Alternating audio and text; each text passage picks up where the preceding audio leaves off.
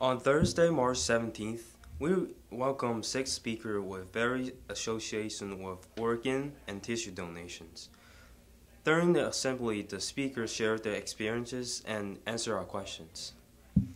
After the assembly, I learned that every day in the United States, there are thousands of people receiving life-saving organs, tissues, and bone marrow transplants.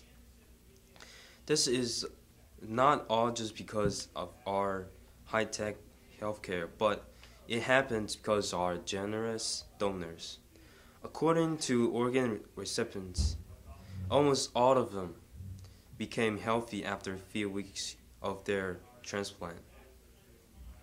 Many can't believe they have such a second chance in life. Thus, they started getting involved in any kind of assembly by the gift of life.